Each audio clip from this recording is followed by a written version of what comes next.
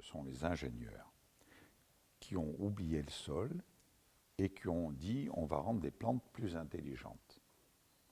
Alors on a rendu les plantes plus intelligentes, on ne s'est pas soucié du sol, et donc qu'est-ce qui se passe? C'est qu'on a détruit du sol. Pour vous donner une idée, dans les 50 dernières années, on a gagné, pour les cultures et les pâturages, 480, on va dire 500 millions d'hectares de plus à cultiver ou à pâturer. Là-dessus, il y a 200 millions d'hectares pour les cultures et 300 millions pour les pâturages.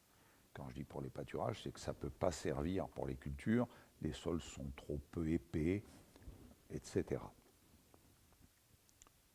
Mais en même temps, on détruisait 300 millions d'hectares de sol par érosion, salinisation, urbanisation, etc., etc. Donc on détruisait plus de sol qu'on en gagnait. Et cela avec une population et une démographie qui augmentent.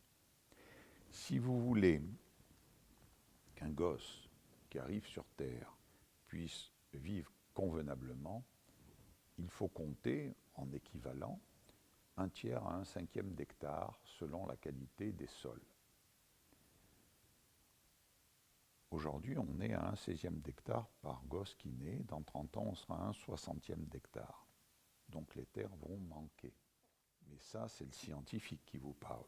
Voilà, l'ingénieur, lui, quand on lui demande de produire et qu'il voit qu'en rajoutant, en labourant, on enlève les adventices, en rajoutant de l'herbicide, on les supprime tous, en rajoutant beaucoup d'engrais, donc on a des rendements.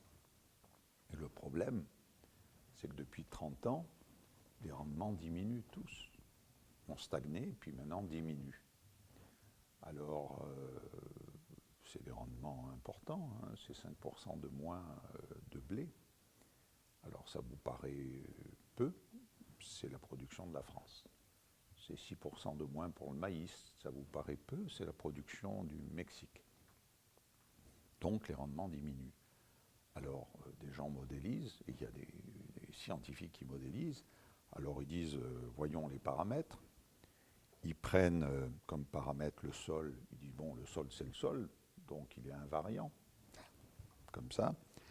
On prend les plantes, elles sont intelligentes, elles sont invariantes, et ils disent ce qui varie c'est le climat. Alors ils font un modèle et ils trouvent que la variabilité du rendement est due à la seule variante qu'ils ont mis dedans, hein, c'est-à-dire le climat, et ils vous disent c'est le réchauffement climatique, ce qui est absolument faux, parce qu'on ne sait pas modéliser le vivant, et c'est le vivant, la perte d'argile, la perte de fécondité du sol, qui fait qu'on a